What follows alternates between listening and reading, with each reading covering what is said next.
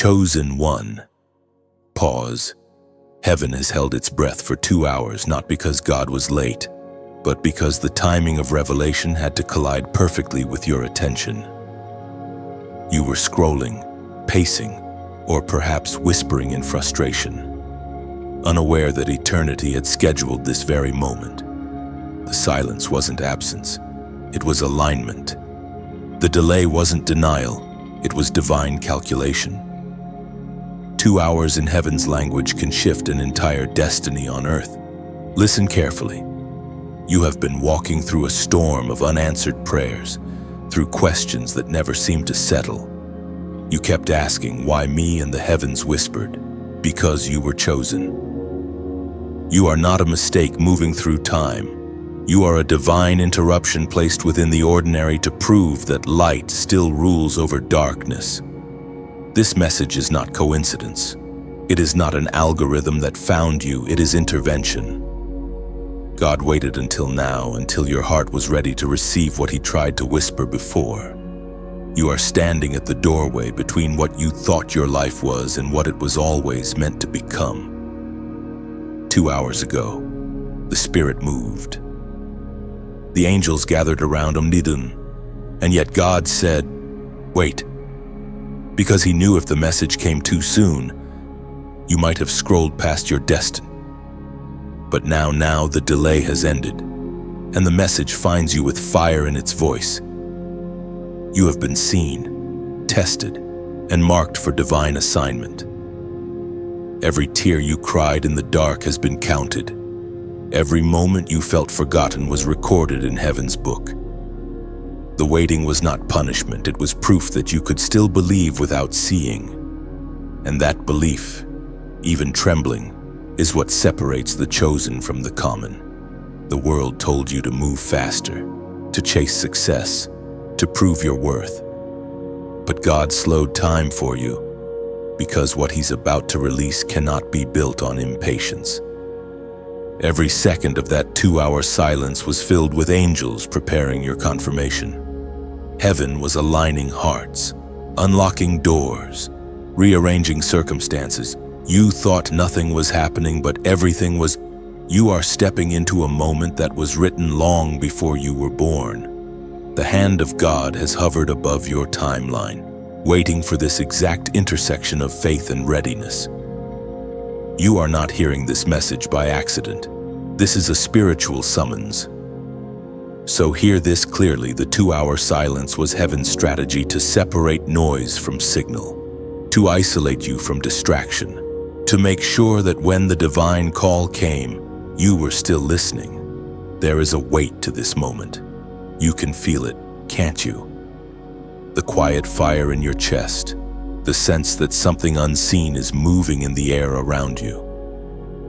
That is confirmation. That is the whisper of your calling reawakening. You've been through too much to be ordinary. The pain, the rejection, the betrayal, they were never random. They were training grounds for the revelation now breaking through. When you felt invisible, heaven was watching. When you were silenced, heaven was writing your next chapter. And now, beloved, you are being invited to step forward not as the wounded, but as the warrior. The delay was your preparation. The waiting was your anointing. It is written in the book of Isaiah, chapter 40, verse 31. Those who hope in the Lord rise, their strength is renewed. They soar like eagles. They run and endure. Take this to heart. You are not weary because you're weak. You're weary because you've been running toward destiny while carrying the weight of the world. But heaven says, lay it down. Let the silence become your sanctuary. Let the delay become your proof that God was never late. He was precise. There is a shift happening around you even now. What once resisted you will begin to release. The heavens are parting, and what was hidden in darkness will soon become the testimony of your endurance. So breathe, chosen one. You have not lost time. You have mastered it. Every moment of waiting has become a seed of power that will soon break open into unstoppable manifestation. You have entered the hour of awakening. Nothing is the same after this message. The 2 hours were the threshold, and now you cross it with understanding. The warning is this: never confuse God's silence with His absence. He was waiting because you are worth waiting for. If these words stir something in your spirit, pause and respond not to me, but to heaven itself. Declare it in the comments 777, a prophetic act that says, I am aligned with divine timing. And before this moment fades, do not let it pass quietly. Like, share, and subscribe so that others who are waiting in their own silence may find this same divine interruption. Because someone's deliverance is hidden inside your obedience. Heaven has waited 2 hours to reach you. Don't make it wait again. Chosen one. When the 2-hour silence broke, the atmosphere shifted. It did not come with thunder or lightning, but with a stillness so charged that even the air seemed to hum with awareness. You didn't realize it then, but the interruption you felt, the sudden urge to pause, to look up, to listen, was not coincidence. It was heaven's way of interrupting your ordinary. God's voice rarely shouts. It interrupts. It pierces softly, in moments that feel inconvenient, yet necessary. The whisper you dismissed as imagination was the sound of eternity bending toward you. For when heaven intervenes, it does so not with drama, but with precision. In that sacred pause, your spirit heard what your mind could not yet translate. A message was being transmitted, carried on the wind of divine purpose, aiming straight for your heart. It didn't matter what time it was or what you were doing. Heaven had scheduled this collision. The divine interruption is never random. It is always revelation in disguise. When God interrupts, He reveals hidden motives. He slows you down to expose what's been disguised as progress. Sometimes He even allows frustration to reveal false attachments. That interruption you're facing, it's not a setback, it's a summoning. Heaven is saying, look again, I am here. You were not overlooked. You were reserved. There's a difference. God hides His treasures until they are ready. And you have been hidden for refinement, not rejection. The very delay that once wounded your pride is the same delay that preserved your purpose. And now, the interruption arrives as confirmation. Heaven has chosen this exact moment to reveal something you could not have understood earlier. Your spirit has matured through the waiting, and now your eyes are opening. You begin to realize the delay was never about denial. It was a training in discernment. There are divine messages that only the broken can interpret. Pain sharpens perception. You have carried the ache of unanswered prayers so long that you forgot it was a holy preparation. Now, the interruption reveals itself as the answer in disguise. Heaven's timing is surgical. It cuts at the precise moment between what could destroy and what can deliver. The divine interruption is God saying, enough. Enough wandering, enough doubt, enough hiding from the call that has been echoing in your bones. You feel it now, don't you? That subtle fire stirring again beneath your ribs. It's the sign that your alignment has begun. You thought your journey had stalled, but in truth, you've just entered synchronization with heaven's rhythm. Every second now pulses with divine intention. According to what is revealed in the book of Proverbs, chapter 19, verse 21. Many plans arise. The heart imagines much, but God's purpose stands. His will prevails always. He rules every outcome. Let that truth settle deep within you. You've made plans, dreamed dreams, and tried to control outcomes. But all along, heaven had a superior blueprint. The divine interruption wasn't to destroy your plans, it was to purify them. You are being repositioned, not rejected. Sometimes the greatest miracles begin with inconvenience. The conversation you didn't want to have, the detour that cost you time, the door that refused to open. Each was an echo of God's mercy saying, "Not this way." My child, there's danger ahead. You've been praying for acceleration, but God has been protecting you through delay. He knows that speed without direction leads to destruction. He interrupts to ensure you arrive not just quickly, but rightly. The investigator of your destiny, the one who watches from the shadows, testing your obedience, cannot follow you where divine interruption leads. When God shifts your path, He disorients every demonic observer that once tracked your steps. Confusion breaks out in the camp of your enemies whenever heaven reorders your direction. And now you stand between what was familiar and what is divinely new. The interruption feels strange because it disconnects you from predictable patterns. But freedom always feels awkward at first. The cage door opens, yet your wings tremble because flight requires faith. So breathe. The pause is not punishment, it is preparation. The stillness is not stagnation, it is sacred synchronization. The interruption is not the end of your story, it is the moment your story begins to make sense. There is a sound in heaven when a chosen one awakens. Angels pause mid-flight. Demons retreat. The universe leans closer because purpose is about to speak. That's what's happening now. The divine interruption has found its way to you, and it carries both warning and wonder. Don't rush what God designed to arrive by revelation. When heaven interrupts, it always brings in exchange your control for His guidance, your worry for His wisdom, your confusion for His clarity. And though it may not look the way you imagined, it will always end with divine order. So, stand still. Chosen one. The interruption is your invitation. The waiting is over, but the listening must begin. Chosen one. The air grows heavier now. The silence has ended. The interruption has been received, and in its wake, a new figure steps forward.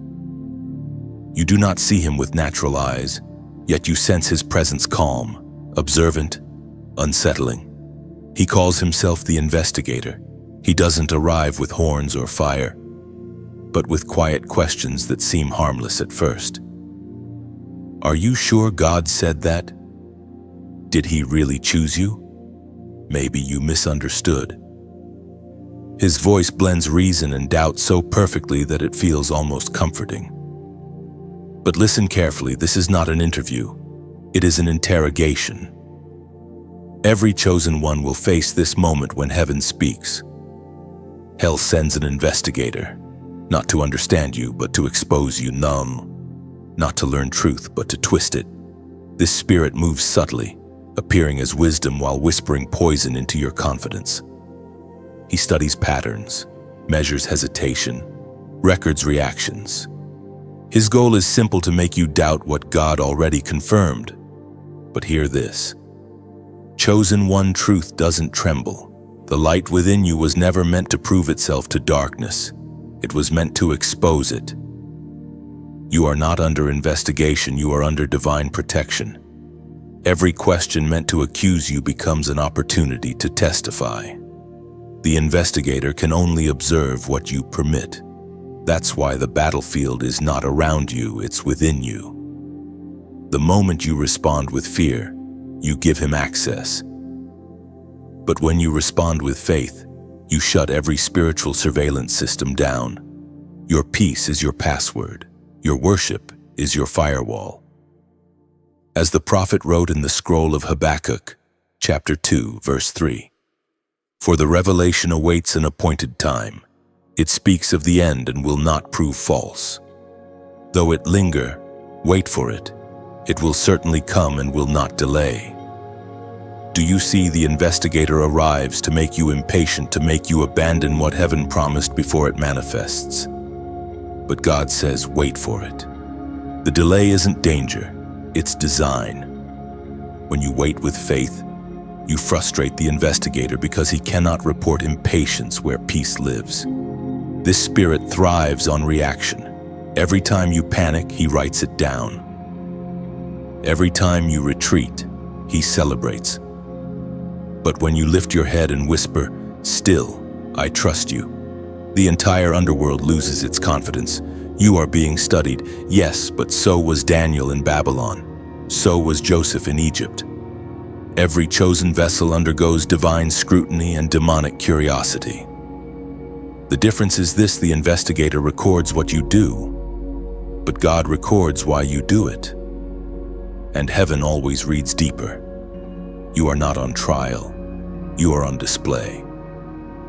Heaven is showing the unseen world what steadfastness looks like in human form. Your resistance is your testimony. Every doubt you defeat becomes a divine announcement that your spirit cannot be manipulated. The investigator fears exposure. He thrives in secrecy, in quiet compromise, in whispered lies. But the moment you name him, you strip him of his disguise. So speak out loud what he tried to keep silent. I am chosen, I am covered, I am watched by heaven, not by darkness. And when you do, something shifts. The watcher becomes the one being watched. Every demonic lens cracks under the weight of your confession. You become the investigator, now examining motives, discerning lies, uncovering hidden traps. The hunter becomes the hunted, chosen one. Your discernment is awakening. You are no longer reacting to darkness, you are revealing it. The investigator wanted to make you doubt yourself, but instead, he has revealed himself. His mask falls the moment you recognize him not as truth seeker, but as truth twister. Now the power returns to you. Lift your head. Speak with authority. Heaven has endorsed your words. The same Spirit that raised Christ from the dead lives in you. No false report can outlast divine evidence. You are being equipped for higher warfare now. Every question the investigator asked was training you to answer with conviction. Every lie he whispered was sharpening your truth. You are not being broken. You are being built. Remember, this investigation ends where revelation begins. The more you walk in light, the less room there is for shadows to operate. Your calling is not to hide from darkness, but to illuminate it.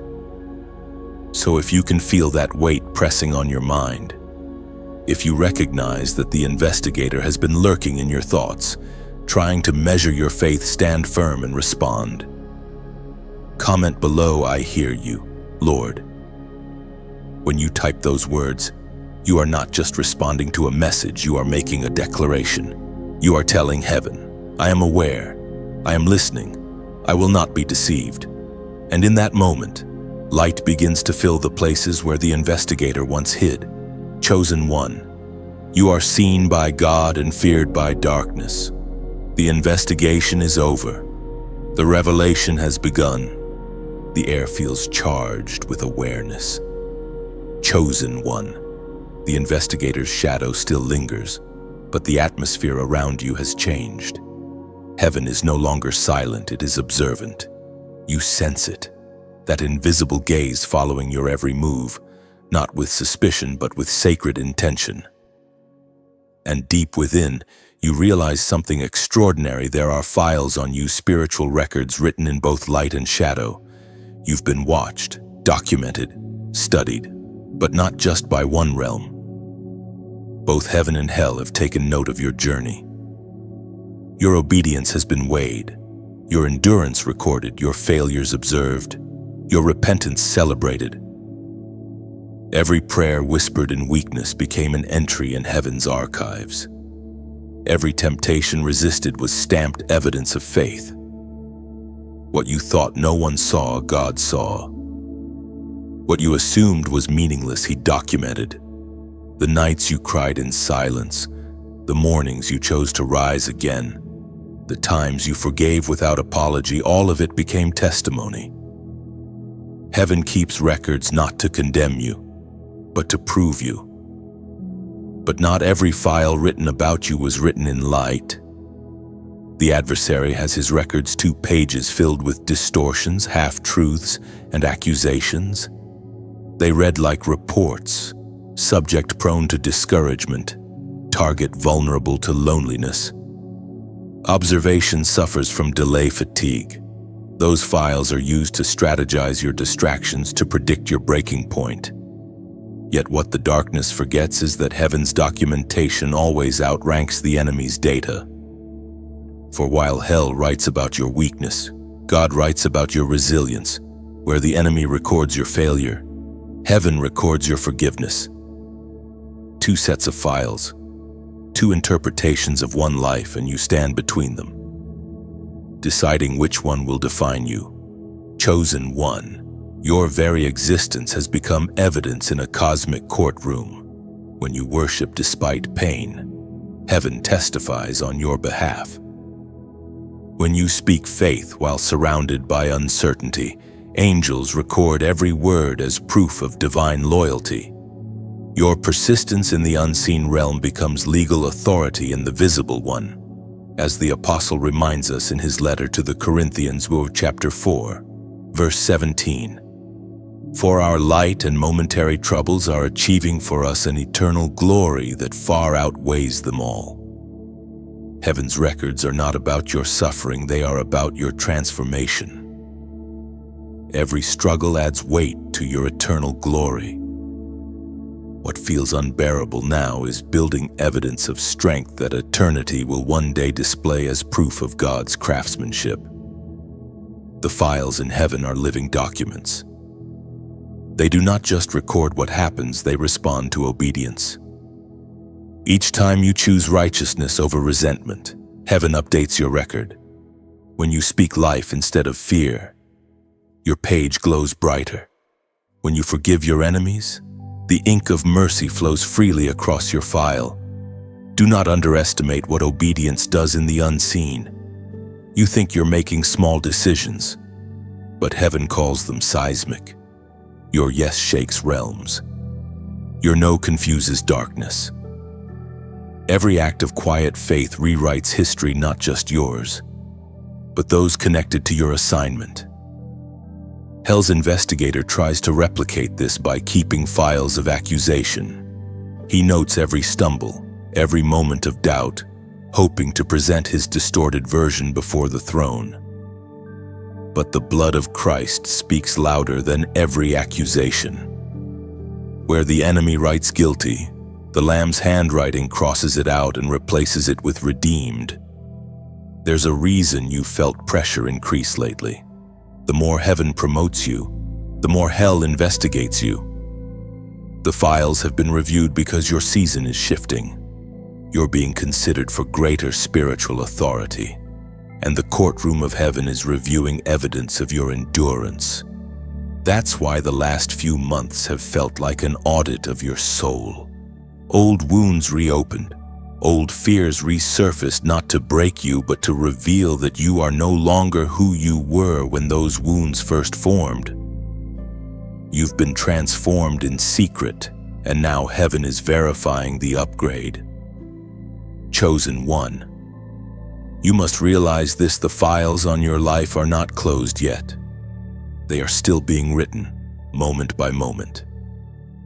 What you decide in this hour determines what will be recorded next.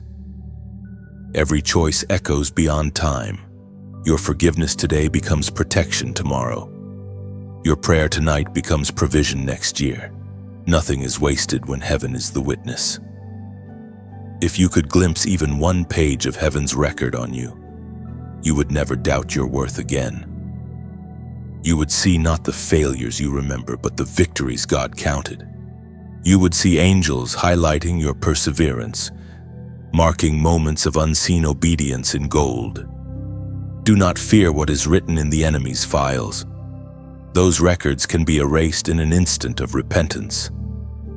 But what heaven writes can never be deleted. It is eternal ink, preserved in divine light. So stand boldly.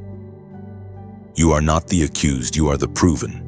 You are the one who kept walking when others stopped, who kept believing when others mocked, who kept standing when everything tried to make you kneel. Your record is not just clean, it is radiant. Heaven has written your name in light. And nothing the investigator reports can rewrite what grace has already sealed. Chosen one, heaven watches still. The unseen eyes that recorded your obedience now bear witness to your next step. You stand in a moment where every decision echoes through eternity. The files have been opened, and the record of your perseverance now glows before the throne. What happens next will not be hidden. It will be written in light. You are under divine surveillance, but not as a suspect, as a vessel of proof. Every step you take is being translated into language heaven understands: faith, surrender, endurance. Angels are not impressed by words, they move at the scent of genuine obedience. And right now, that scent rises from your life like incense burning in a midnight temple. Beloved, you may not realize it, but your journey has become a living broadcast. Your faith streams beyond time, watched by unseen realms. Every act of love you perform is like a beacon piercing through spiritual fog. Every time you refuse bitterness, light bursts out from your spirit like a flare against the dark horizon. You are heaven's transmission tower. Your frequency is grace. Your signal is perseverance. The world around you sees delay. Heaven sees development. The investigation wasn't meant to shame you, but to showcase your resilience. It proved that even under pressure, your faith held form. Like a diamond pressed in silence, you were not crushed, you were clarified. The pressure that was meant to destroy you only revealed what you were made of. The Word of God declares in the book of Psalms, chapter 34, verse 15, "The eyes of the Lord are on the righteous, and his ears are attentive to their cry." The divine surveillance is not cold or mechanical, it is deeply personal. God's eyes are not watching to catch you fail. They are watching to catch your faith. He listens for the sound of your trust the way a parent listens for a child's voice in a storm. When you whisper prayers through tears, heaven leans in closer. Think of it this way: you are walking through a garden at night. The world sees only darkness, but heaven sees light blooming beneath your footsteps. Each step releases fragrance. Each sigh becomes a seed. Your pain has been pollinating miracles you haven't yet seen. That's how divine observation works. It transforms what seems invisible into immortal beauty. The gardener doesn't rush the seed. The artist doesn't rush the brushstroke. So why should you rush your own process? Heaven is still painting, still pruning, still perfecting the masterpiece called you. Every moment of your obedience is captured, recorded, remembered. The angels do not simply observe, they respond. When you forgive, they write it in gold. When you worship through tears, they play it as music before the throne. When you give from scarcity, heaven multiplies it in ways you may never measure. Nothing escapes the record of love. And yet, chosen one, heaven's story is not meant to stay silent. Your journey, your resilience, your courage, they were not given just for you. You are part of a chain of redemption that stretches through generations. Someone out there needs the light you carry. Someone wandering in their own delay will find hope in your testimony. That's why you are called not only to receive, but to release. If this word finds you today, it is because heaven has trusted you with more than survival. It has trusted you with influence. You are not just a listener, you are a torchbearer. Every time you share the message of faith, you extend heaven's reach into another heart. So, let your obedience ripple.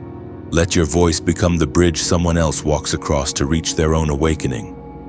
When you like, when you share, when you subscribe, you are not just supporting a message, you are planting seeds in unseen soil.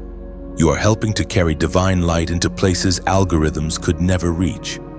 And if your heart feels stirred, if something in you whispers, "I want to help carry this fire further," then do it.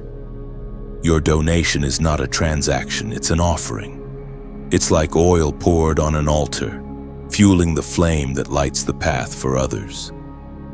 Every small act of generosity echoes in eternity. Heaven multiplies what is given with pure intention. You may never see the faces of those you touch. You may never know whose life turns because of your obedience, but heaven keeps perfect records. The reward is never lost. The gardener never forgets a seed sown in faith. Chosen one, your light matters more than you realize. You are not being watched for judgment. You are being watched for glory. You are not under pressure, you are under purpose. And in this divine surveillance, every breath of worship, every act of kindness, every gift of faith becomes part of a holy record written in light. Keep walking, keep glowing. Keep allowing your faith to broadcast through your actions. Heaven is tuned in, and the world is about to see what it looks like when a chosen one lives fully awake.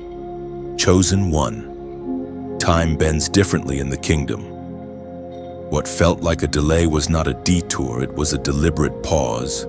2 hours in heaven's design carried the weight of eternity, and now that moment unfolds before you with deeper meaning. The silence that once felt unbearable now reveals itself as sacred timing. You wondered why the message didn't come sooner. You asked why heaven waited when your heart was breaking, when your faith was thinning like worn fabric. But listen carefully, divine timing is not about convenience, it is about completion. God doesn't rush perfection. He waits until the soil of your spirit is ready for revelation. Every delay carries a secret test. Not a test to expose weakness, but to reveal strength hidden beneath the surface. When God waited 2 hours to send the warning, it wasn't to punish, it was to prepare. The pause separated your emotion from your discernment. It gave heaven time to clear away the noise that surrounded your heart so that when his voice arrived, you would recognize it instantly. There's a rhythm to divine communication. Heaven speaks in seasons, not seconds. What you thought was waiting was actually synchronization, the aligning of your will with divine order. God needed your attention to mature, your faith to settle, your ears to tune. Heaven speaks clearly through the words in Deuteronomy. Chapter 31, verse 6. Be strong and courageous. Do not be afraid or terrified because of them. For the Lord your God goes with you, he will never leave you nor forsake you. Do you see it? God's silence is never absence. He was there standing beside you even when you thought he'd turned away. The waiting was his way of strengthening your vision. You could not see his hand, but he was sharpening your heart. 2 hours. That's all it took for your future to shift from confusion to clarity. Heaven needed those moments to rearrange what you could not. Angels were moving. Assignments were changing. Hearts were being aligned. What looked like inactivity was actually divine choreography. Sometimes the delay is mercy. If the message had arrived sooner, you might have missed its meaning. You might have treated it casually, scrolling past what was meant to save you. But now the warning has weight because your spirit is tender. The delay has deepened your hunger, your reverence, your readiness. Chosen one, do not despise the waiting. It was heaven's way of teaching you endurance. In the pause, you learned to breathe differently, to trust what you could not trace. You learned that faith is not about speed, it's about stillness. And while you waited, God was waiting too. He waited for your surrender. He waited for the noise in your mind to quiet down. He waited for the moment when you would stop striving to fix everything and finally whisper, I trust you. That was the sound heaven had been waiting for all along. Look back for a moment. Do you see how the pieces fit now? The people who left, the opportunities that didn't last, the doors that stayed shut, they weren't rejections, they were redirections. The delay rerouted you toward destiny. 2 hours in heaven's hand were like the turning of a page. And now, the story continues with you fully awake, aware that every second has purpose. You no longer fear waiting. You honor it. You know now that delay is proof of destiny. When heaven holds you still, it is only so that when you move again, you move with divine precision. The waiting season births warriors who can walk without wavering, who can act without needing confirmation from man because they've already heard from God. So, when the silence returns, and it will, do not panic. Remember this moment. Remember that heaven sometimes whispers through stillness, and those who listen without frustration find the path others overlook. Your discernment has grown sharper because of that 2-hour gap. You can now recognize divine timing not as delay but as design. Every pause carries purpose. Every silence hides strategy. You have entered a new rhythm, heaven's rhythm. You no longer measure progress by speed but by alignment. You know that God doesn't just want you to arrive, He wants you to arrive ready. This is why He waited 2 hours to build endurance, to stretch faith, to refine focus. And now, chosen one, you carry that same patience as armor. You can stand still while others run ahead in panic because you know what is yours will never require rushing. If these words find resonance in your spirit, acknowledge it. Heaven listens when you affirm understanding. Comment 555 below a prophetic act that declares, I accept divine timing. When you write those numbers, it isn't superstition, it's symbolism. It means grace upon grace, movement in perfect balance, the dance between your patience and God's plan. It means you have matured beyond fear into trust. 2 hours changed everything once. Imagine what 2 more moments of faith could do now. Chosen one, when heaven waits, it is not the only realm that observes. In the quiet hours following divine delay, the investigator returns not as a shadow this time, but as a face revealed. What once disguised itself as light now trembles beneath exposure. The truth steps forward, and the deceiver can no longer hide. The exposure doesn't arrive with thunder, it begins as a subtle awareness within you. Something that once felt right begins to ring false. The voice that once spoke with confidence now sounds hollow. The flattery that once comforted now feels suffocating. That's how revelation works. It strips away the disguise layer by layer until deception stands naked before your discernment. The investigator was never interested in your truth. He was fascinated by your vulnerability. He studied your patterns, your silences, your soft spots. He mirrored your language of faith, spoke in phrases that felt holy, but every sentence carried distortion. He pretended to guide you while quietly collecting your fears. Yet heaven does not allow deceit to dwell in the presence of a chosen one for long. Light demands exposure. You must understand that exposure is mercy. God reveals not to embarrass, but to protect. When the investigator is exposed, it's not to shame you for trusting, it's to free you from entanglement. You were never meant to negotiate with darkness pretending to be wisdom. The unveiling is divine surgery, precise, painful, but necessary to save the heart. The Spirit spoke through the prophet Jeremiah, chapter 23 on verse 16. Do not listen to the words of the prophets who prophesy to you, filling you with false hopes. They speak visions from their own minds, not from the mouth of the Lord. This is what exposure looks like. It separates what sounds true from what is true. The investigator spoke visions from imagination, not revelation. His words carried spiritual fragrance but lacked divine breath. And now, your spirit knows the difference. You feel the counterfeit tremble in your presence because your discernment has matured in the silence of waiting. Exposure is never comfortable. It forces you to confront what you once depended on. You must face that not everyone who spoke the language of light carried its essence. Some carried mimicry, not ministry. But rejoice, for this is how heaven upgrades your vision. The deceiver's downfall becomes your awakening. The unmasking begins subtly, a missed step, an inconsistent truth, a phrase that contradicts the Spirit's peace within you. Then suddenly, everything aligns.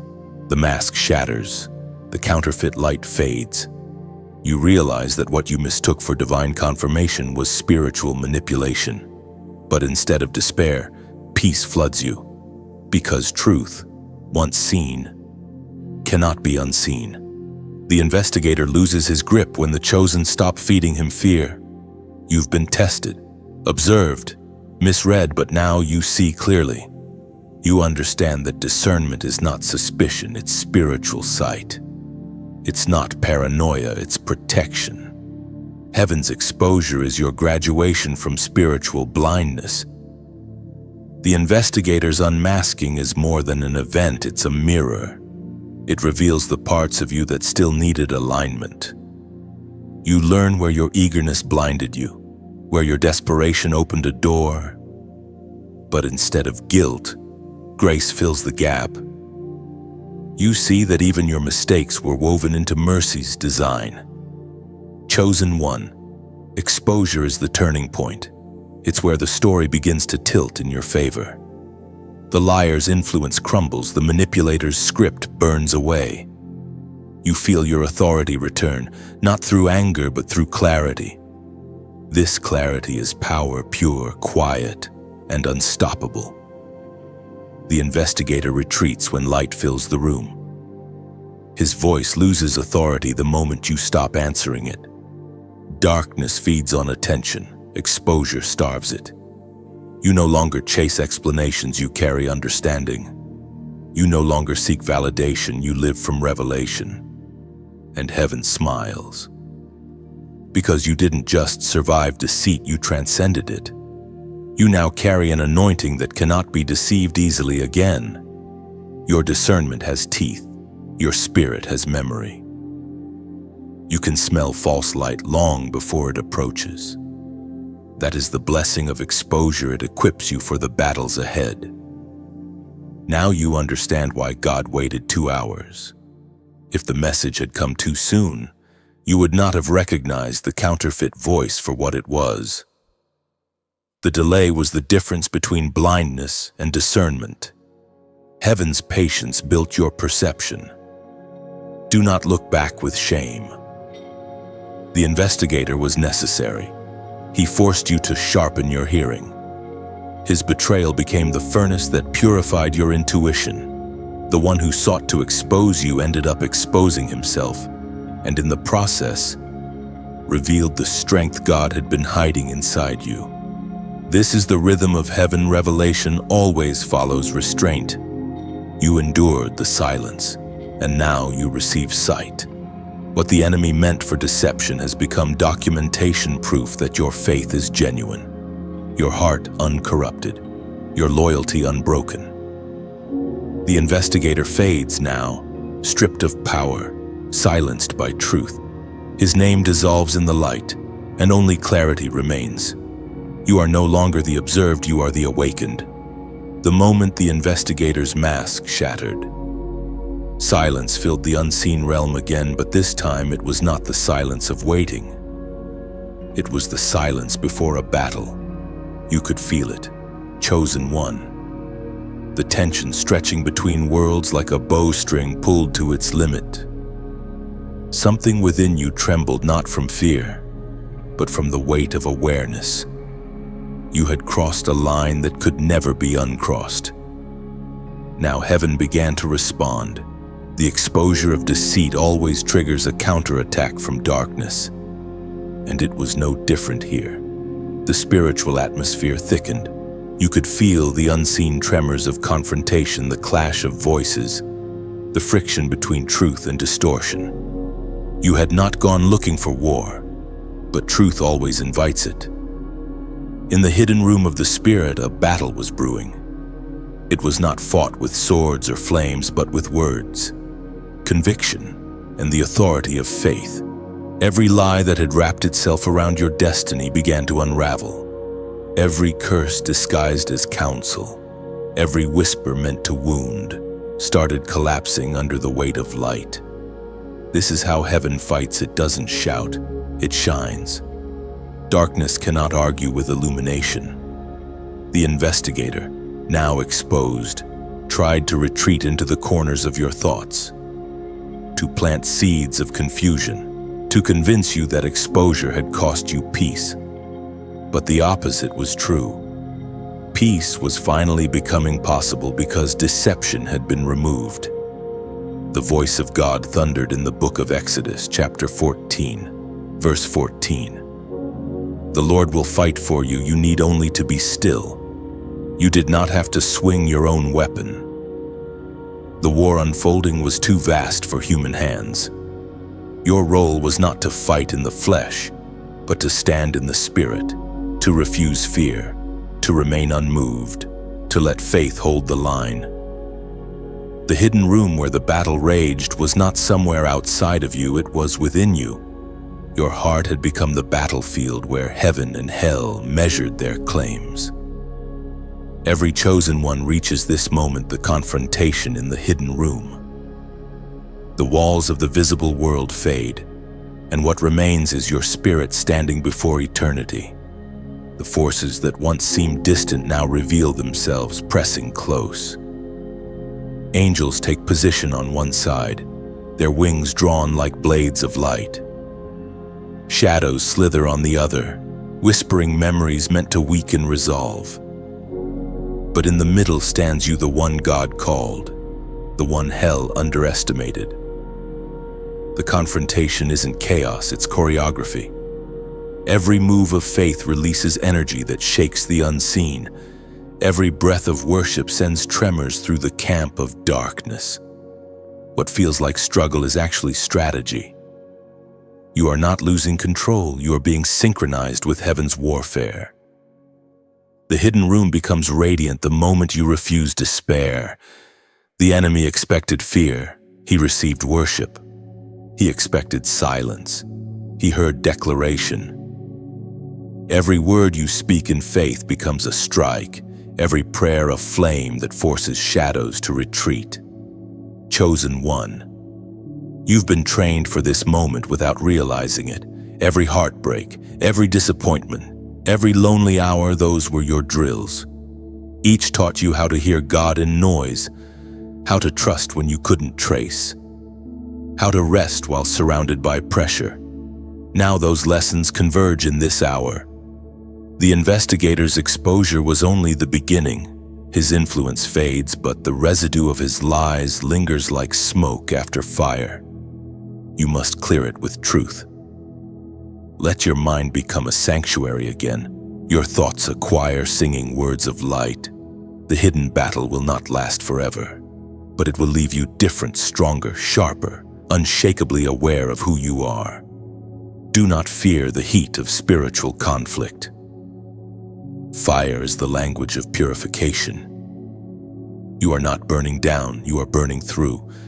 What remains will be unbreakable. Every false structure that once shaped your identity will collapse, and from its ashes, authenticity will rise. This is how heaven reclaims its warriors, not by sparing them from conflict, but by revealing their strength through it. You will not emerge from this battle wounded, you will emerge refined. You are learning to stand where others kneel, to see where others go blind, to believe when others doubt. The battle in the hidden room is not punishment, it is proof. Proof that heaven trusts you to carry authority. Proof that the light within you can hold its ground.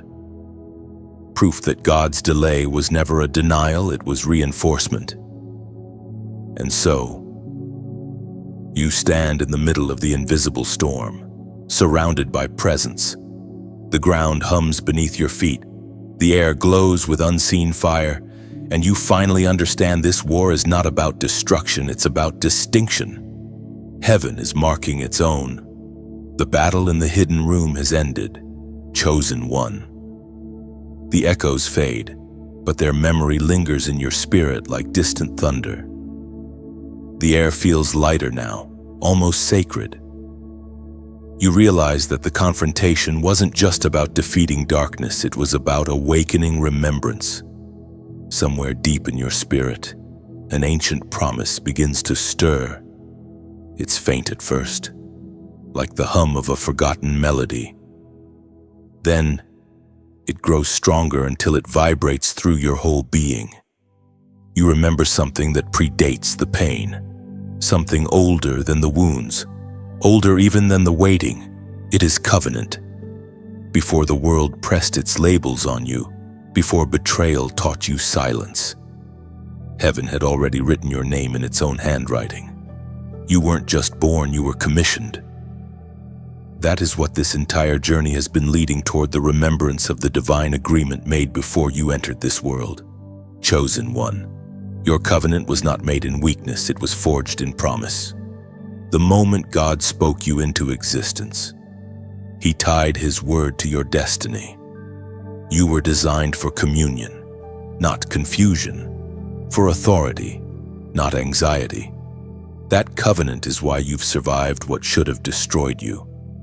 You feel it now, threads of memory weaving themselves back together. The tears, the silence, the battles, they weren't random. They were rehearsals for revelation. Heaven was not testing you, it was teaching you to remember. We are reminded through the writings of David in the Psalms. Chapter 105, verse 8. He remembers His covenant, His promise stands forever. Through all generations unending, His word does not fail. His faithfulness endures eternally. That verse is not just poetry, it is identity. The covenant doesn't expire because of time or tears. Heaven remembers even when you forget. God's memory holds stronger than your mistakes. The investigator could not erase it. The battle could not burn it, and delay could not dissolve it. The covenant stands. And now, heaven reminds you. The memory returns not in words, but in sensations, peace where there was fear, warmth where there was numbness, stillness where there was chaos. It's as if something dormant in you just took its first breath again. That is your covenant waking up. The covenant is why you can't blend in. It's why rejection follows you, it's protection in disguise. Every closed door was heaven saying, "Not there. You are marked for something higher." It's why comfort never lasts too long, because destiny keeps calling you deeper. You were not made for complacency. You were made for clarity. The investigator once called you inconsistent, unstable, unsure. But he never understood that covenantal souls often look unstable to those who live without divine calling. Your path twists, not because it's lost, but because it's led. You are guided by currents others can't perceive. Chosen one. This is your season of remembrance. Heaven is not giving you a new word, it is reminding you of an old one. The covenant predates your pain. It existed before your mistakes. It is older than the lies told about you. Every scar you carry has been folded into that sacred promise. You may have forgotten who you are, but heaven never did. And when heaven remembers, it acts. Every delay begins to break. Every shadow begins to lift. The covenant commands angels to move, to restore what was withheld, to reopen what was prematurely closed. You will begin to see alignments forming, people arriving, opportunities returning, strength reviving. These are not coincidences. They are covenantal fulfillments, you might ask. Why now? Because your discernment is ready. Before, the covenant would have overwhelmed you. Now, it empowers you. You have the maturity to handle what was promised. You can carry it without pride, steward it without fear, protect it without isolation. You have been refined by revelation. The battle refined your courage. The exposure refined your discernment. The silence refined your patience. And now all three prepare you to carry remembrance without distortion. But there is a condition to every remembrance response. The covenant is not automatic, it's relational. It responds to faith, to acknowledgement, to declaration. Heaven waits for earthly agreement to release its next move. So if this message resonates in your soul, if something inside you stirs like an echo long forgotten, respond. Type these simple words, I remember. You aren't just commenting, you're agreeing with eternity. You're echoing heaven's own memory of you. When you say, I remember, you are breaking the spell of spiritual amnesia. You are declaring that your calling will no longer sleep under the weight of distraction. The moment you type it, heaven acknowledges your agreement. Angels move with renewed purpose because remembrance is permission. You're saying, Lord, remind me again who I am. Restore to me what I've forgotten. Rekindle what I let fade. Chosen one, the covenant is not coming, it has always been here, waiting for you to remember. Now that you do, nothing can stand in your way. The forgotten promise has awakened, and with it, every door that was locked by fear will open in faith. You are not beginning again. You are continuing what was written long before your first breath. The covenant has spoken, the chosen one has remembered, and heaven bears witness. Chosen one, the covenant has awakened, and with its awakening comes the hour of accountability. This is not punishment, it is alignment. Heaven holds open the record of your life, not to accuse, but to measure how well your actions match your anointing. It is a sacred weighing of hearts, a gentle but firm examination of obedience. You feel it, don't you? That quiet conviction that whispers when the room is still, the realization that heaven is no longer allowing delay disguised as distraction. The clock of destiny is ticking again, and every moment now carries eternal weight. This hour demands clarity, courage, and honesty. Heaven does not judge by performance, it measures by posture. God isn't asking how much you've achieved, He's asking if your heart is still aligned. The hour of accountability is not about punishment for imperfection. It's about invitation back into precision. Think of a garden at dawn. The gardener walks through the mist, touching each flower, removing the withered leaves, whispering life back into the vines. That is what heaven is doing now, walking through the garden of your soul, pruning distractions, adjusting your focus, watering what's been neglected. This is not rejection, it's refinement. The ancient words recorded in Romans chapter 12, verse 2, still echo today. Do not follow this world. Be transformed within your mind. Let renewal shape your thoughts. Then you will discern God's will. His will is perfect goodness. Chosen one. This hour is about transformation, not transaction. The renewing of your mind is the altar where God writes new instruction. You can no longer think the way you used to, or move the way fear once trained you. Accountability means partnership with purpose. It's the moment you stop wandering and start walking intentionally again. Imagine a lighthouse standing by the sea. It doesn't chase ships, it shines, steady and faithful. That is your call now, to become consistent illumination. When the world sees the steadiness of your faith, they will find direction in your light. And in this light, you also carry a responsibility to let it reach further. Messages like these words that awaken, heal, and convict are not meant to stay contained. They are the oil that keeps lamps burning across the earth. When you like, share, or subscribe, you are not boosting a number, you are building a lighthouse chain. You are helping light reach those still lost in the fog. Every act of engagement becomes an echo of obedience. Every small click becomes a spark passed from heart to heart. It's not marketing, it's ministry. When you share truth, you extend heaven's reach through digital pathways that even angels rejoice to travel. And if your spirit feels stirred to go further, to sow into what feeds your soul, then understand this: your donation is like rain falling on unseen soil. You may never witness every flower that blooms, but heaven does. Each gift, each act of generosity keeps this voice alive so more chosen ones can awaken to their own purpose. You are not giving to a person, you are giving through a purpose. It's like placing wood on a sacred fire, not to keep someone warm for a night, but to keep a signal burning across nations. When you give, you feed the flame that lights the path for others. Heaven multiplies what is given in faith, turning small acts into great awakenings. But beyond the physical and digital gestures lies a deeper accountability, the posture of your daily walk, the way you treat strangers, the way you forgive those who never apologized, the way you guard your peace in the face of provocation. Those are the real offerings that heaven records. Accountability is not about punishment, it's about partnership.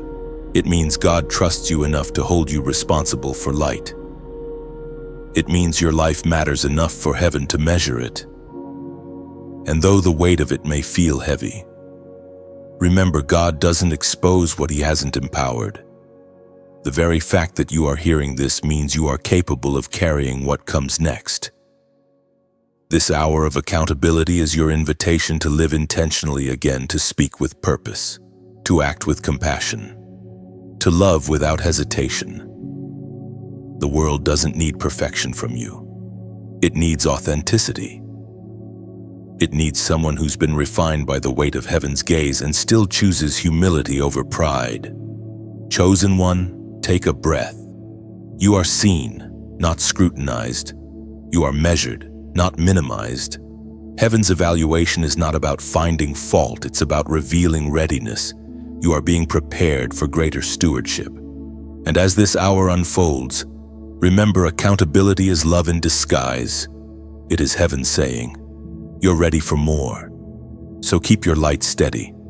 Let your actions shine brighter than your explanations. And if this message has touched something sacred in you, let that gratitude move you, whether by sharing the light, sowing a seed, or simply realigning your heart. The hour of accountability fades like the last note of a trumpet, leaving stillness behind.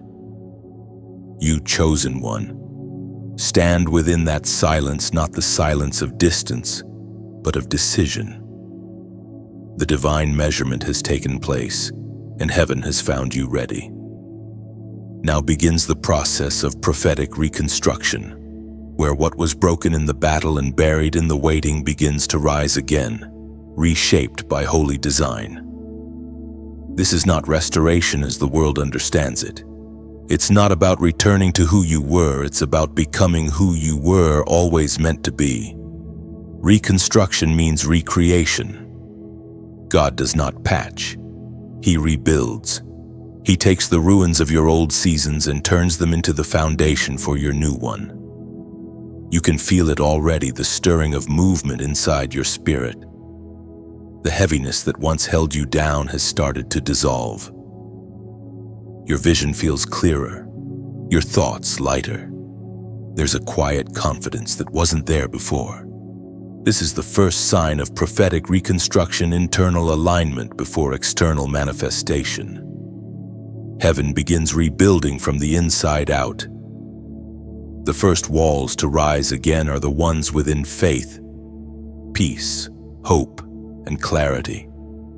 You can almost hear the hammering of unseen hands as angels restore the framework of your courage. Every truth you've learned in pain now becomes part of your spiritual architecture.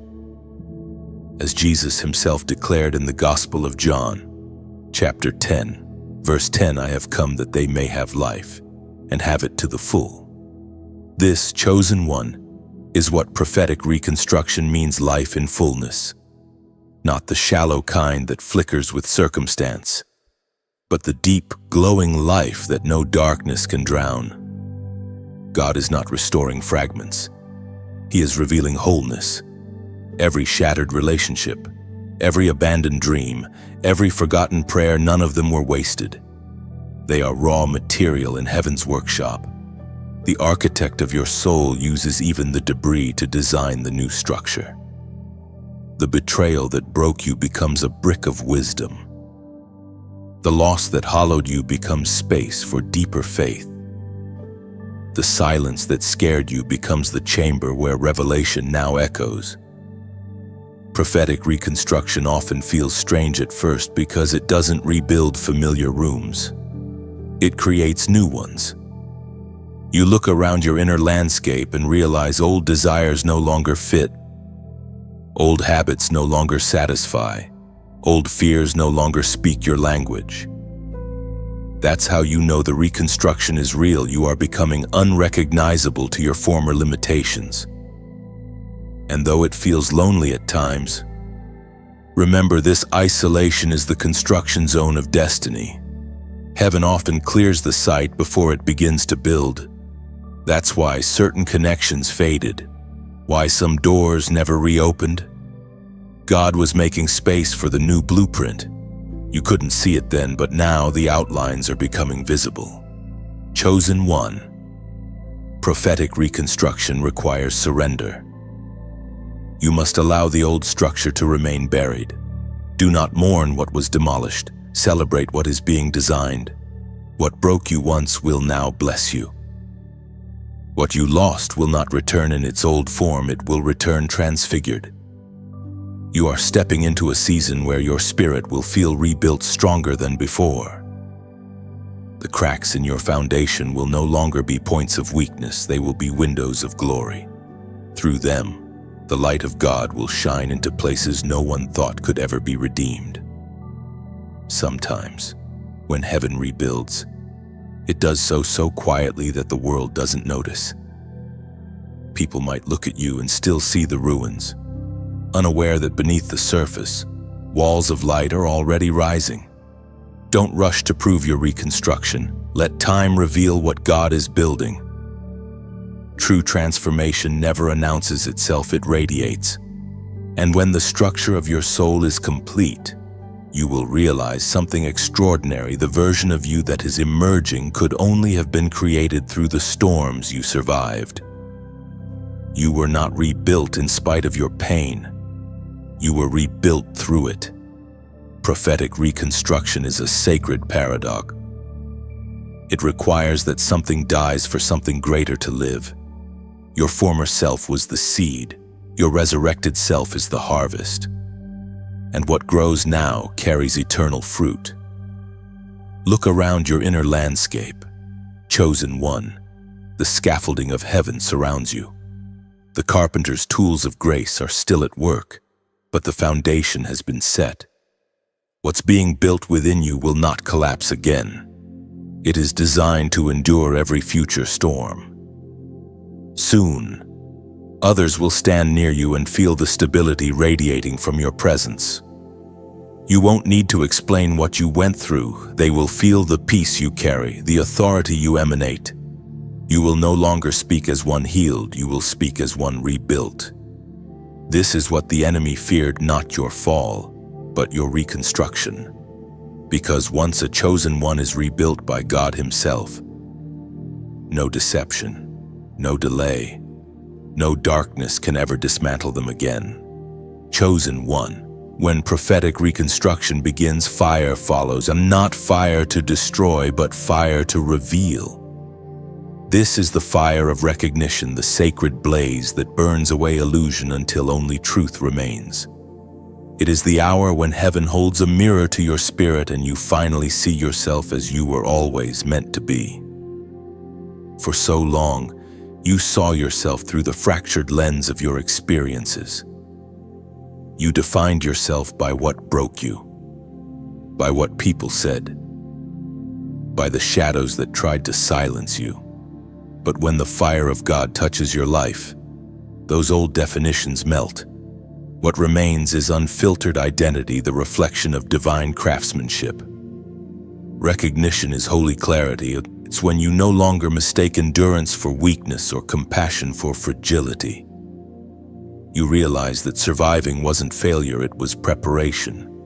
The very moments you despised were chapters in your divine biography.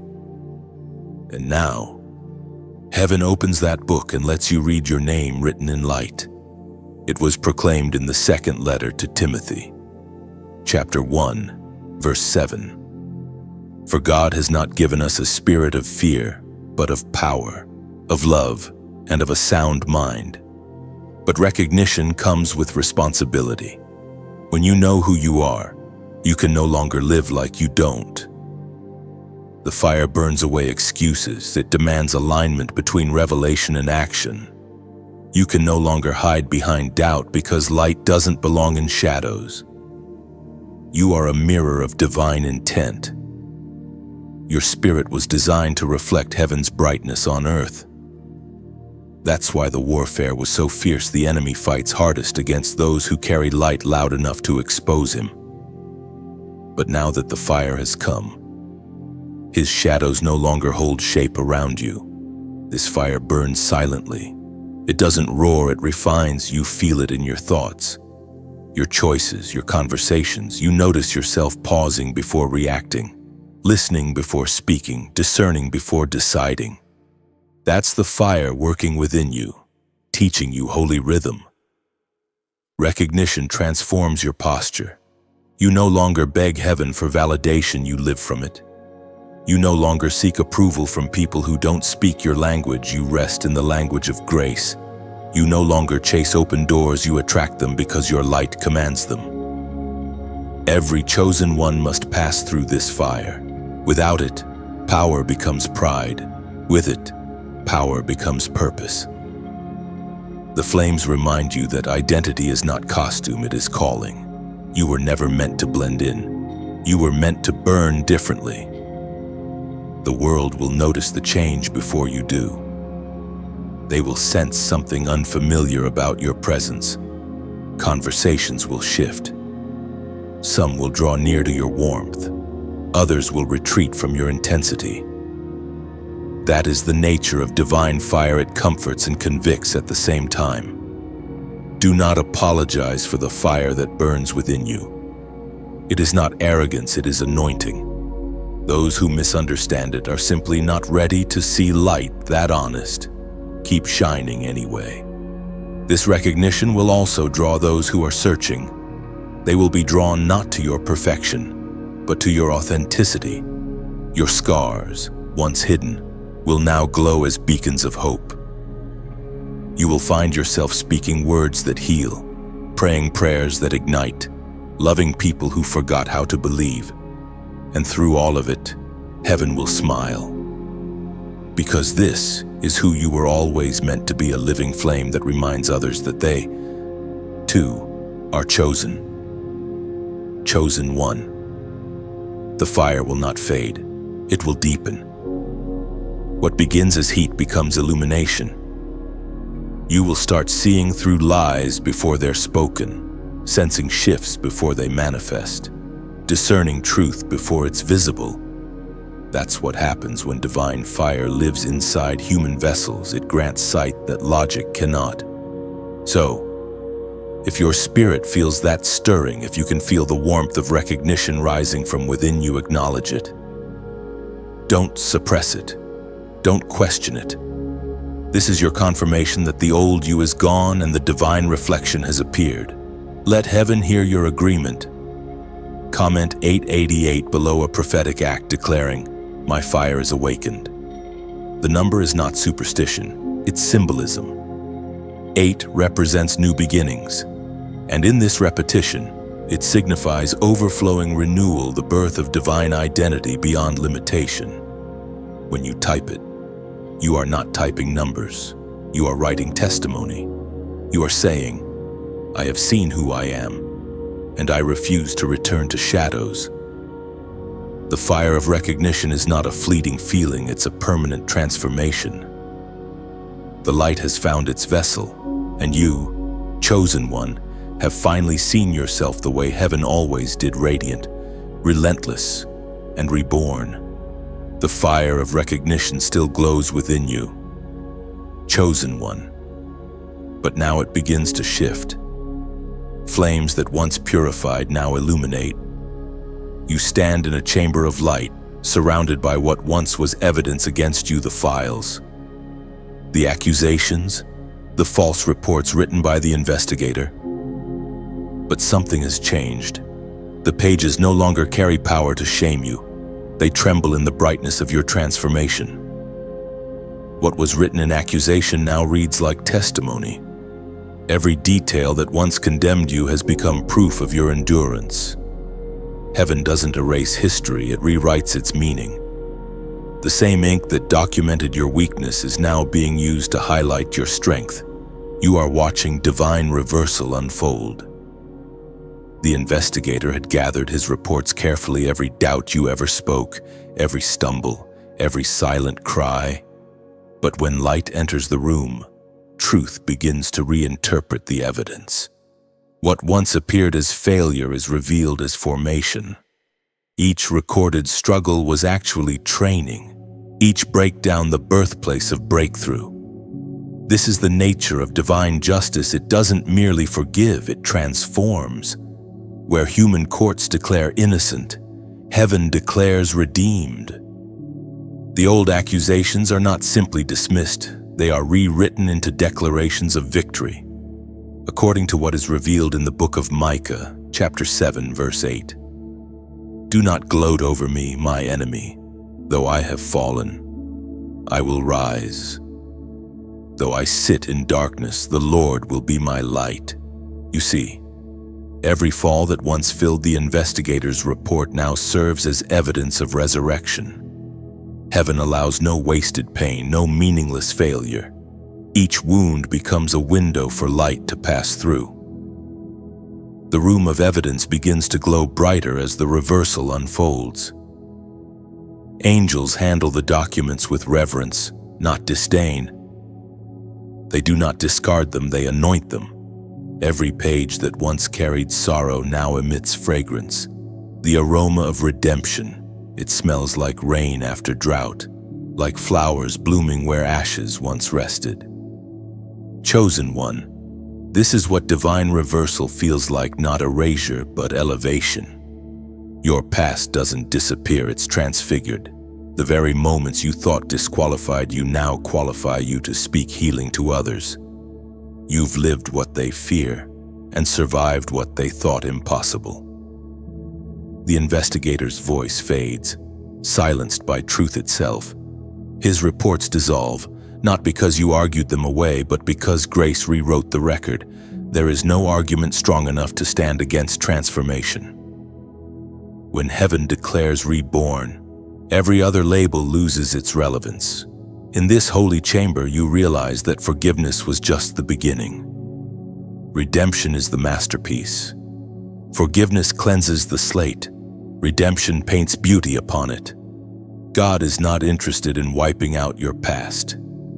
He's interested in turning it into art that glorifies Him. Every trial becomes texture. Every loss adds depth. Every scar becomes part of the design.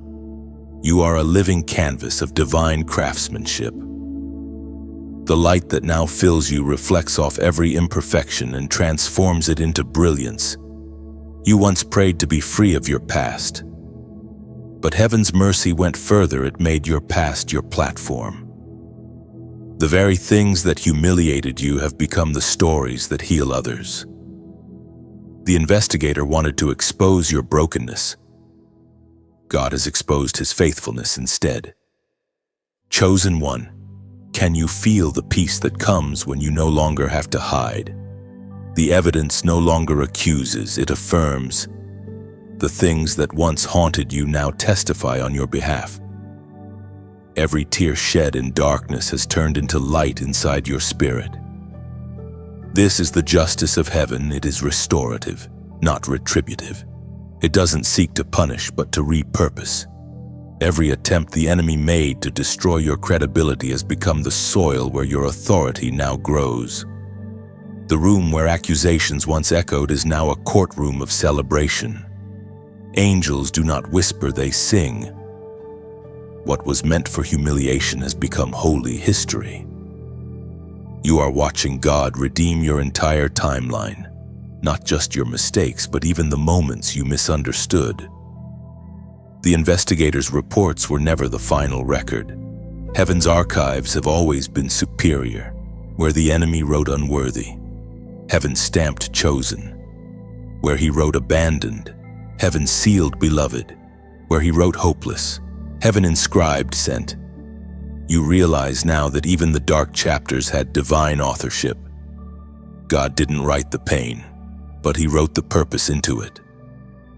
Nothing escaped his redemptive pen. The reversal doesn't just change your perception, it changes your posture.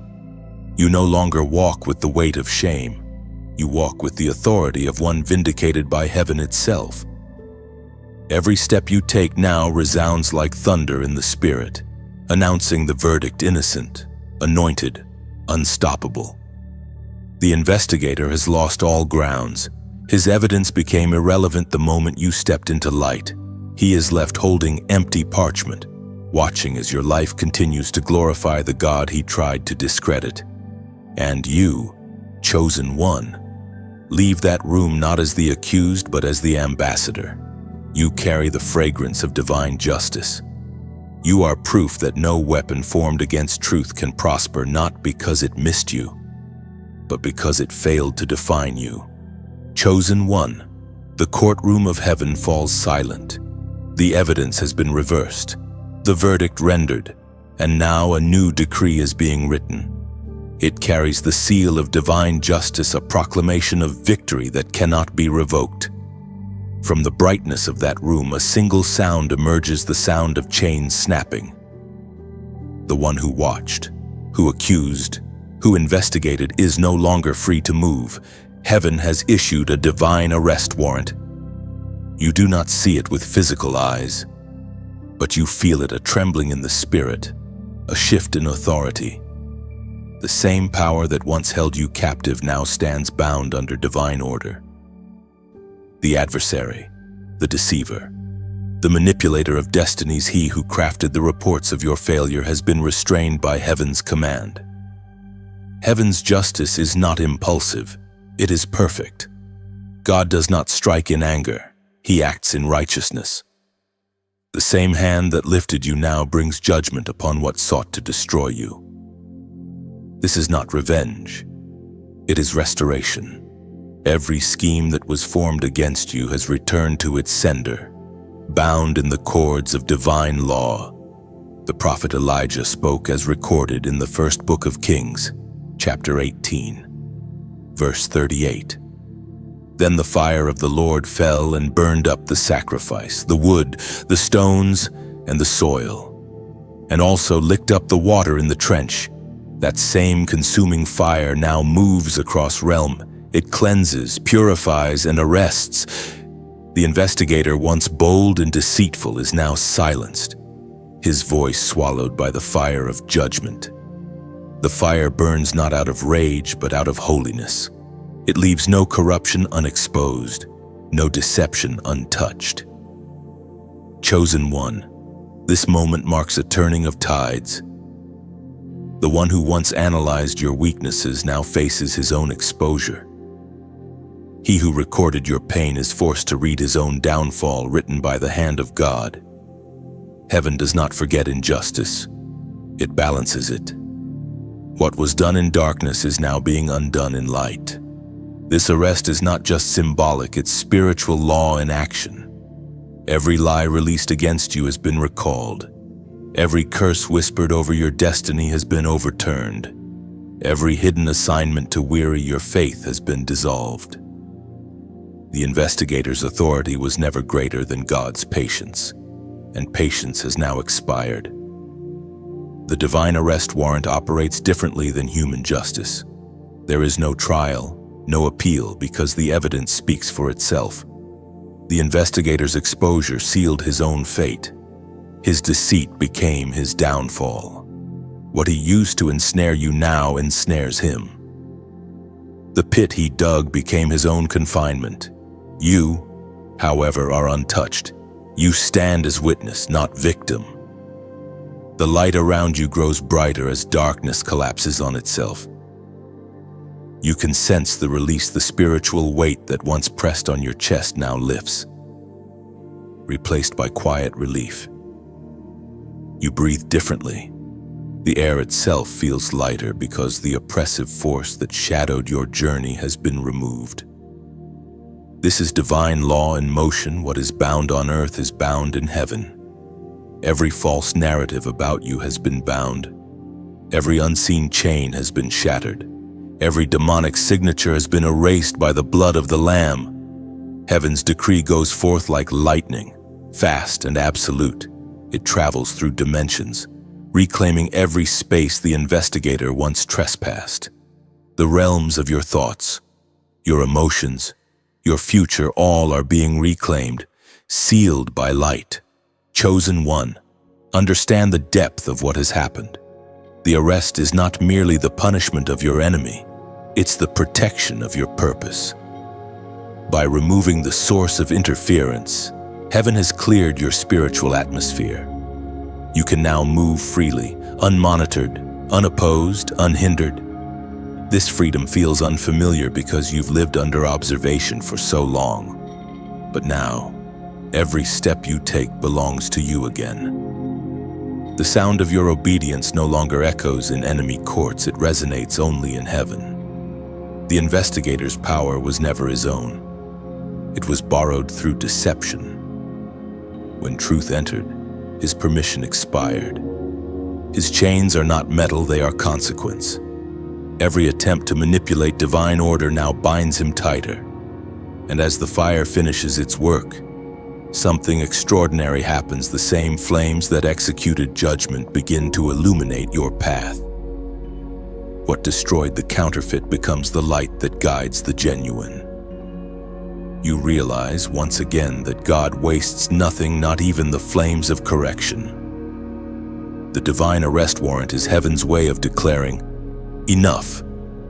It is the divine conclusion to cycles of confusion and attack. You are no longer being watched by deceit. You are now being guarded by grace.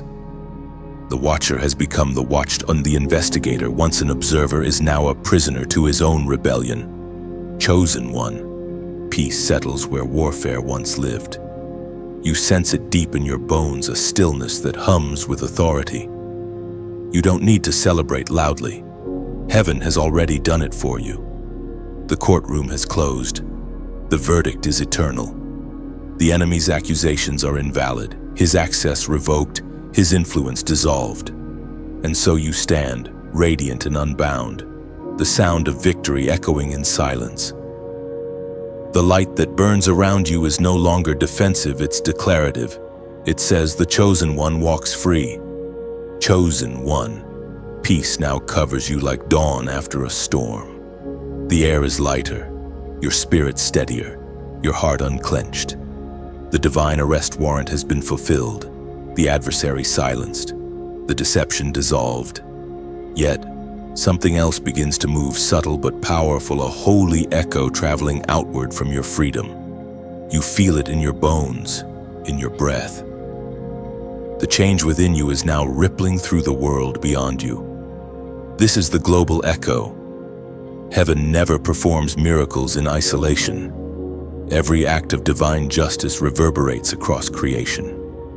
When one chosen one stands free, the sound of their liberty calls to others still locked in invisible prisons. The moment you stood in truth, somewhere a soul trembling in confusion felt sudden courage. Somewhere a weary heart lifted its head, sensing light though they could not yet name it. You have become a resonating frequency of faith. The echo of your deliverance travels farther than you can imagine, across rooms, across networks, across generations. You are not just a survivor, you are a signal. It was written in the book of Isaiah, chapter 60, verse 1, "Arise and shine, your light has come. The Lord's glory rises, his presence covers you. Walk in his light." That command now rests on you. To arise is not merely to stand, it is to resonate. Your light, once hidden under fear, now moves like sound through a vast valley. It touches unseen hearts and awakens sleeping callings. You've become a living wave of testimony, a song heaven hums through human history. The global echo is not noise, it is divine frequency. It carries the vibration of truth. You may not preach, but your peace preaches. You may not shout, but your consistency speaks louder than sermons. The way you forgive, the way you persist, the way you worship in silence, all of it is music in the spiritual realm. Your obedience became an instrument, and heaven is playing through you. Every time you share light, you amplify the sound. Every small act of goodness becomes another note in the anthem of redemption. That's why your voice matters here, even now. When you like, share, and subscribe, you're not just interacting, you're amplifying. You're adding your own echo to the global song of awakening. Think of it as striking a bell in a vast cathedral. Your action sends resonance into corners of the world where silence has ruled for too long. Somewhere, a soul will scroll and pause, just as you once did. They will feel that same pull, that same divine interruption, and it will happen because you chose to keep the sound alive. Your digital act becomes a divine ripple. And if your heart is moved to donate, know this: you're not funding a screen, you're fueling a signal. Your gift is like oil poured on the lamps of 1,000 lighthouses. It keeps the beams burning through fog and distance, guiding other chosen ones safely home. You're helping heaven speak in places algorithms could never reach, in languages only compassion can translate. What you give doesn't vanish, it reverberates, like water striking still surfaces. Generosity creates endless circles of grace. You may not see how far they travel, but heaven traces every ripple. You are investing in echoes that will outlive you. Chosen one, your story has become a bridge. Every time you speak light into darkness, others step onto that bridge. They walk across the echoes of your courage, guided by the vibration of truth that flows from your testimony. You once wondered if your pain had purpose. Now you see it was never wasted. The ache became frequency. The tears became sound waves of empathy. Even your silence became a sacred hum that heaven translated into healing for someone else. And the world begins to shift because of it. People you'll never meet will find strength because your echo reached them. Nations will awaken one heart at a time because you dared to radiate what others only whispered. The global echo isn't just spiritual, it's tangible. You'll start to notice people drawn to you not for what you say, but for what they feel when they're near you. They'll sense peace, authenticity, weightless confidence. They won't know it's the echo, they'll just know they feel seen. This is how heaven expands its kingdom, not through noise, but through resonance. One heart awakening another until the world hums with harmony again. So don't underestimate your influence. Even a whisper of faith can move through time like thunder. Continue to live as a sound heaven recognizes, a vibration of light in a noisy world. And if these words have stirred something inside you, let your spirit answer back. Leave your mark below. Share what you felt, what you saw, what burned in you as the words unfolded. When you comment, you aren't just responding, you're adding your voice to the echo. The sound of your echo continues to ripple across unseen distances. Chosen one. But now the rhythm begins to soften. The roar of awakening fades into a quieter pulse. A steady heartbeat of timing restored. You stand at the edge of revelation, looking back on everything that has unfolded, and for the first time you understand what the 2-hour delay truly meant. It was never about the minutes or the waiting, it was about alignment. The restoration of timing is not about recovering what was lost, but about returning to divine rhythm. For years, you moved by human schedules, measuring your progress with clocks that could never keep heaven's pace. But God's timing runs deeper. It is not measured in seconds, it is measured in surrender. Every detour, every pause, every moment that felt wasted was quietly working in your favor. Heaven was orchestrating what you could not yet comprehend. The divine delay was the tuning of instruments before the song. Now, the orchestra is ready. The first note has already been struck. You are hearing the music of synchronization. The Apostle Paul once wrote in his letter to the Galatians, chapter 6, verse 9, "Do not grow weary. Keep doing what's good. The right time comes. You will reap harvest. Do not give up." There it is, the heartbeat of divine scheduling, the proper time. The phrase glows like fire in your memory. Heaven never forgets harvest. You were never late, you were simply growing underground while the world rushed past the surface. Now, your roots are deep enough to hold what's coming. You can feel the shift under your feet, the soil of your destiny expanding, readying itself for growth that will not collapse under pressure. Divine timing has circled back, and everything that once seemed delayed is now perfectly placed. There is beauty in this revelation. Nothing is ever truly lost in God's calendar. What looked like wasted years were incubation seasons. Heaven doesn't discard, it develops. Even your mistakes were folded into timing's tapestry, redirected into lessons that built your discernment. You understand now that divine timing is not passive waiting, it's active preparation. Every quiet season had assignments hidden within it, learning humility, building endurance, sharpening discernment.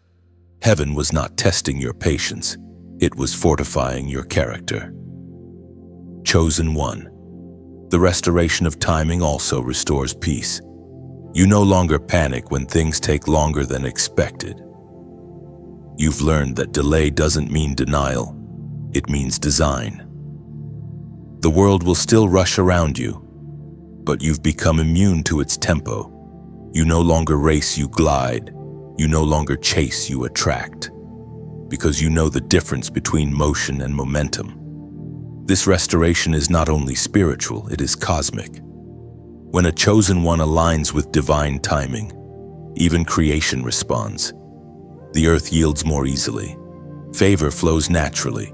Opportunities find their appointed hour. You no longer fight for openings, openings recognize you. You begin to notice how perfectly things fall into place. A conversation delayed by days happens at the one moment it matters most. A door you once begged to open now swings wide effortlessly. What once exhausted you now feels effortless because you're no longer moving ahead of heaven, you're moving with it. There is no striving left in you, only steadiness. That's what divine timing restores, not just order, but harmony. The kind of peace that doesn't need proof. The kind of assurance that moves without hurry because it trusts the rhythm of eternity. You realize that even the 2-hour silence was prophetic. It taught you how to live in pause without panic, how to wait without wasting energy. You learned that silence is sacred when your heart is aligned. Chosen one. Divine timing will now govern your steps. You won't need to rush what's meant for later, nor delay what's meant for now. Heaven's calendar beats inside your spirit like a second heart. You will sense when to speak, when to step back, when to act, when to rest. It's a partnership that transcends logic. You've entered a place where your timing no longer fights heavens, it flows with it. And that flow will begin to restore what seemed broken by delay. Dreams will reappear, but this time without desperation. Relationships will return, but now anchored in maturity. Doors will open not by force, but by favor. The restoration of timing is heaven's way of proving that nothing is random. Every second carries purpose, every pause carries prophecy. The rhythm you walk in now is eternal, and every step you take will resound with divine synchronization. So walk steadily, chosen one. The clocks of heaven are no longer ticking against you, they are ticking for you. Every beat is a reminder you are right on time. The rhythm of divine timing steadies. Chosen one. And in its gentle pulse comes the final unfolding, the crown and the warning. You feel it before you see it, a weight that is not heavy but holy, settling upon your head like light condensed into form. It hums with the memory of every trial you have endured, every tear you have offered as worship, every yes you whispered in secret. This is your crown, the visible symbol of invisible obedience. It gleams not with gold, but with testimony. Each facet holds a fragment of your journey, the fire that refined you, the silence that shaped you, the faith that refused to break. The crown is not reward, it is recognition. Heaven does not honor performance, it honors perseverance. You wear not the glitter of success, but the glow of survival. You have walked through valleys of delay, stood firm under accusation, faced your own reflection in the fire, and emerged rebuilt. The crown marks you as one who overcame not by might, nor by brilliance, but by surrender. It is the seal of completion on this chapter of your becoming. Yet with the crown comes the warning. For where there is elevation, there is also exposure. Every height brings new winds. God crowns not for comfort, but for calling. To wear divine authority means to walk carefully, for the same light that reveals glory can also reveal pride. As the Apostle Peter wrote in his first letter, chapter 5, verse 6. Humble yourselves, therefore, under God's mighty hand, that he may lift you up in due time. This is the balance of the crowned ones. They rise by humility, not ambition. The warning that follows coronation is clear: never mistake the throne for ownership. You are a steward of grace, not its source. The authority you now carry was born in mercy and must be sustained by it. The crown glows brighter as humility deepens. Its light intensifies when you kneel, not when you boast. Every time you choose gentleness over retaliation, compassion over criticism, patience over panic, the crown resounds with divine music. It is not a static ornament, it is alive, resonating with the choices you make. Chosen one, you now carry visible radiance in invisible realms. The darkness that once stalked you can see the light surrounding your head and shudders at the sight. You have become untouchable, not because you are invincible, but because you are aligned. The authority resting upon you is shielded by obedience. The warning is not given to instill fear, but to preserve purity. Many rise quickly and fall quietly because they forget that crowns are forged in continual surrender. Pride corrodes what fire once purified. That is why heaven whispers even now. Remember what shaped you. Remember the nights you thought no one saw you praying, when heaven alone listened. Remember the battles fought in silence, the forgiveness that cost you tears, the choices that demanded faith when fear screamed louder. Those moments were the anvil where this crown was formed. To neglect them is to loosen its hold. You are crowned not to reign over others, but to represent heaven among them. The weight you feel is responsibility to walk as light, to love as law, to serve as strength. The crown is heaven's trust in you. It rests on your head because you learned to carry his heart. Yet even now, the voice that has guided you from the beginning speaks once more. Never ignore divine delay again.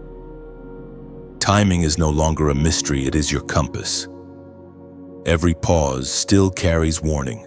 Every silence still carries strategy. The crown is sustained by attentiveness. Disobedience dulls its shine. Awareness keeps it radiant. The investigator was exposed. The battle was won. The files rewritten, the timing restored, but the story of a chosen one never truly ends. The crown is not conclusion, it is continuation. It means you have graduated from being called to being commissioned. The journey now shifts from learning revelation to living it. Your life becomes the message. Your words, your choices, your stillness, all of it preaches. You are now the embodiment of everything you have heard. The earth will read your obedience as scripture written in flesh. The warning remains gentle but firm: do not return to smallness. The light that crowns you cannot dwell comfortably in compromise. You cannot bow to fear and still carry flame. You cannot live divided and still emit divine resonance. To wear the crown is to live consecrated.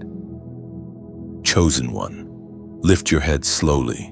Feel the balance of it, the way it centers you, the way it steadies your breath. The weight is not burden, but reminder heaven trusts you. You are the proof of divine patience, the product of holy timing, the fruit of faithful endurance. The crown gleams once more, and in its reflection you glimpse your future wide, luminous, stretching into eternity. You see yourself walking among others yet to awaken, your presence igniting the same recognition that once saved you. That is your calling now, to carry light without losing humility, to lead without losing tenderness.